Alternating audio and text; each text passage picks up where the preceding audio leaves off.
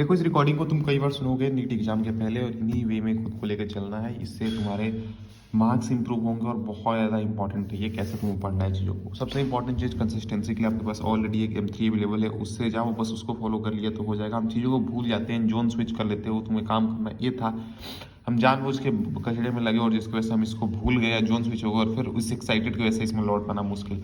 बस सही में रहो। और क्या क्या कंसिस्टेंसी के लिए चीज़ें हैं, एक को ऑफ कोर्स फॉलो करना है, एक को मतलब इन्हीं के राउंड रखो।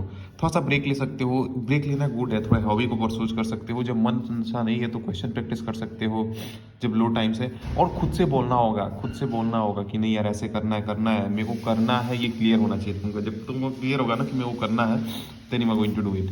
तो ये क्लियर रखो, बोलते रहो, खुद से क्लियर कराओ खुद को कि मेरे को करना है। रिवॉर्ड सिस्टम रख सकते हो कि इतना पार्ट कंप्लीट करने के बाद हम ब्रेक लेंगे और खुद को लाइक रिवॉर्ड करेंगे। स्मॉल टारगेट रखो, लाइक इतना वीक में तो करना है, बट स्मॉल टारगेट रखोगे तो अचीवेबल होंगे। और स्मॉल हम उसके लिए हैप्पीनेस और रिवॉर्डिंग भी रख सकते हैं। बीच में ब्रेकेज मत आने दो, डिस्ट्रैक्शंस को नॉट अलाउड एट ऑल। बहाना करने से नहीं होगा। सुबह में कुछ को क्लियर कर लो कि आज इतना करना है, और एंड तक उसको उतना कर दो, ठीक है ना। खुद के अंदर से होना चाहिए कि नहीं यार मेरे को करना है। खुद से खुद को समझाओ नहीं करना है, and then we are going to make it happen. दूसरी, सिलेबस को कैसे मैनेज करें, कैसे प्लान करें, इसके बारे में बात करते हैं। तो देखो, मेजर रिवीजन तब स्टार्ट होता है जब आपका सिलेबस कंप्लीट हो जाता है। रोज आप 1-2 घंटा करेंट सिलेबस जो आपका चल रहा है, ये इंपॉर्टेंट, बहुत इंपॉर्टेंट चीज़ है। जो आपका करेंट सिलेबस चल रहा है, इसको अच्छे से करते चल जाओ। दोबारा मत सोचो कि हम लौट पाएंगे, इसको अच्छे से प्रिपेयर करेंगे, नहीं। जो भी चैप्टर्स आप कर रहे हो करेंट सिलेबस को, उनको अच्छे से अभी कभी करते चल जाओ। चैप्टर्स करेंट अच्छे से रेडी करते चलो, बहुत ज़्यादा इंपॉर्टेंट है सर।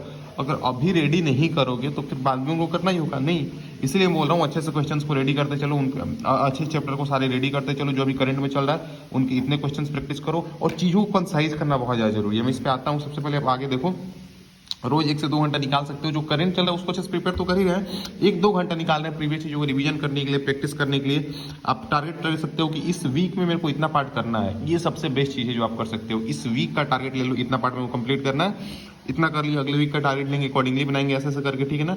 और इस वीक में लाइक सिलेबस का इतना कर सकते हो, और उसके अंदर प्लान कर सकते हो। ये बड़े चैप्टर, ये छोटे चैप्टर, तो बेस पे चीज़ें हो पाएंगी। और संडे को आप ब्रेक ले रहे हो तो संडे को आप रिवीजन रखो, मेजर रिवीजन रखो। ब्रेक भी लेना है आपको, लाइक 5-6 बजे से हम मान लो 5-6 बजे तक स्टडी करेंगे, फिर हम ब्रेक ले लेंगे।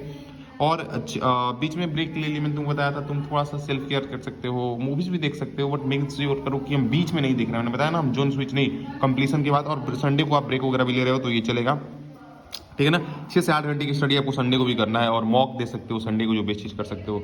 सबसे इंपॉर्टेंट जो मैं बात कर रहा था, कंपाइल करके नोट्स को रखो। इतनी जरूरी ये चीज़ मैं बता नहीं सकता हूँ। कंपाइल करना चीज़ों को बहुत ज़्यादा जरूरी है for revision sir. Short notes ready करते चलो। फिजिक्स के अंदर मोस्ट इंपॉर्टेंट है कि आपके पास फार्मूला नोटबुक होना ही चाहिए। 20% टाइम के अंदर पूरा का पूरा चैप्टर आपको रिवीजन होगा। 80% थ्योरी होता है, हर बार उनको रिवीजन करने की जरूरत नहीं होती। फार्मूला नोटबुक होना चाहिए, कंसाइज करके चीज़ों को करना बहुत ज़्यादा जरूरी है। और कंसाइज करने के लिए आप ये भी चीज़ यूज़ कर सकते हो कि हम एनसीईआरटी के अंदर ही अंडरलाइन कर लिए कि जब चैप्टर को रिवीजन करेंगे सारा थोड़ी पढ़ोगे भाई, उतने लाइन्स थोड़ी पढ़ सकते हो। अंडरलाइन चीज़ों को पढ़ लो, या अलग से ही एक स्ट्रिक्ट बना लो, नोट्स बना लो, ऐसे कर सकते हो। क्वेश्चन जो है उनको उन्हीं को रिपीट करो, उन्हीं क्वेश्चन को रिपीट करने की जरूरत है जो थोड़े टफ थे, ट्रिकी थे, दिक्कत आ रही थी, लग रहा है दोबारा रिवीजन करने की जरूरत है, बस उनको ही रिपीट करना है आपको। सबको रिपीट करना पॉसिबल नहीं है। टाइम सेव करो, गुड प्रेप करो, और टाइम को जैसे सेव कर सकते हैं करने की कोशिश करो। जो पार्ट स्किप कर सकते हैं करो, ठीक ना। परफेक्शन के पीछे मत भगो। क्वेश्चन प्रैक्टिस बहुत ज्यादा जरूरी है। मैं तुम्हें बता, इतना क्वेश्चन आपका हर चैप्टर के लिए होना चाहिए। अच्छे से करते चलो करंट वाला चैप्टर, चूंकि दोबारा हम इन पर लौट के नहीं आएंगे, और जब आएंगे तो रिवीजन और टेस्ट वगैरह देना होगा। तो और एक सीक्वेंस में आप टेस्ट को भी फॉलो कर सकते हो कि ये टेस्ट दे रहे हैं तो इसका सिलेबस को अच्छे से प्रिपेयर कर लिया, फिर अगला टेस्ट इसको अच्छे से प्रिपेयर कर लिया, और हर बार टारगेट किस टेस्ट में अच्छा करना है। रिवीजन के लिए चीजों को कंसाइज रखना बहुत ज्यादा जरूरी है, ठीक है ना। सेकंड, रिवीजन जब हम करेंगे तो चैप्टर 2 से 3 आवर में हमारे पास रेडी होने चाहिए, ठीक है ना। पूरी, ये सबसे इंपॉर्टेंट लाइन है कि पूरी फिजिक्स के पास कैपेबिलिटी होनी चाहिए कि 3 से 4 दिन में हम रिवीजन कर पा रहे हैं। पूरे फिजिक्स को हम 3 से 4 दिन में रिवीजन कर पा रहे हैं, यानी 1.5 डे हम पूरे 11 के फिजिक्स को दे रहे हैं, एंड बाकी टाइम 12 के फिजिक्स को दे रहे हैं। बट सर इतना कम टाइम में कब हो पाएगा? जब आपके पास फार्मूला सीट होगा, फार्मूला सीट होगा, चीजें बहुत ज्यादा कंसाइज होंगी, इतना आपके पास कैपेबिलिटी होना चाहिए, ठीक है ना। और ये रिवीजन इंक्लूड करेगा आपका सिली मिस्टेक्स हैं, क्वेश्चंस कवर्ड हैं, कैसे हो पाएगा सर? चीजें जब एक जगह कंसाइड होंगी, वन सोर्स को आप फॉलो करोगे। और ये रिवीजन मैंने बताया ना, आपको एक क्वेश्चन कॉपी बनानी है जिसके अंदर आप क्वेश्चन वगैरह, एक नोटबुक जिसके अंदर क्वेश्चन और टेस्ट क्वेश्चन, या लाइक पेज नंबर भी लिख सकते हो सारा कि ये क्वेश्चन यहाँ से ऐसे ऐसे देख लो। तो बस इन चीजों को भी आप कर सकते हो।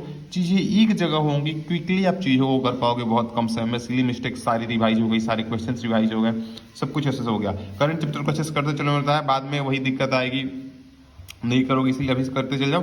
करंट एंड वीक का करंट एंड वीक का प्लान बेस्ट।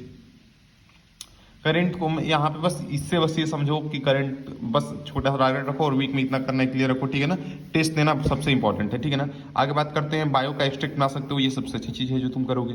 बायो का तुम एक्सट्रैक्ट बना लो, और एनसीईआरटी को मल्टीपल टाइम तुम रिवीजन करेंगे ही। अगर 4-5 बार भी करते हो तो बहुत है भाई, 10 बार को छोड़ो ना, तुम 4-5 बार भी कर लेते हो तो बहुत है। एक्सट्रैक्ट बना लो, फिर एनसीईआरटी की लाइन सबको दिखेंगी, और एक्सट्रैक्ट से बहुत कम टाइम वो चैप्टर रिवीजन हो जाएगा। अलग से रिवीजन लाइक कई बार तुम रिवीजन कर लोगे, टेस्ट से पहले बस इस एक्सट्रैक्ट को पढ़ो, सारा का सारा चैप्टर रिवीजन हो जाएगा।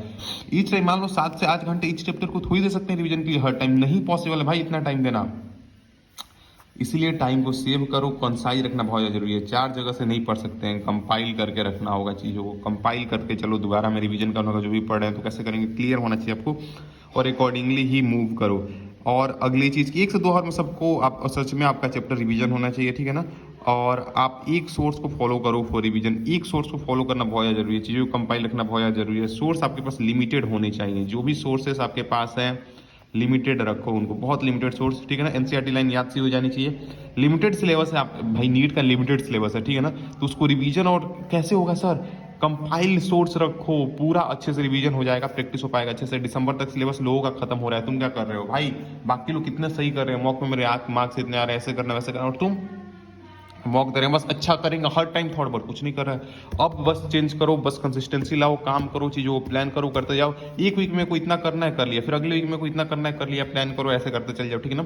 दिसंबर में सिलेबस खत्म आपका तो नहीं होगा, जनवरी फरवरी तक कोशिश करो खत्म कर ले, ठीक है ना। और रेगुलर क्लासेस डूइंग भाई, बाकी लोग ऑफकोर्स कर रहे हैं, डेली 3 के 4 लेक्चर हम कर रहे हैं, हर रोज कर रहे हैं, अप डाउन है, इतनी होनी चाहिए। बस कहने के लिए नहीं, अगले दिन से करेंगे बस सोचने के लिए नहीं, एक वीक तक कर तू, फिर अगले वीक भी कर। समझ में आ रही है ये चीज़ जो मैंने बोली, ये चीज़ बस लाइफ के अंदर लाओ, आसान हो जाएंगे। बस यही कुछ चीज़ें हैं जिसको ध्यान रखो, स्टडी के लिए बहुत ज़्यादा इंपॉर्टेंट। चल बाय।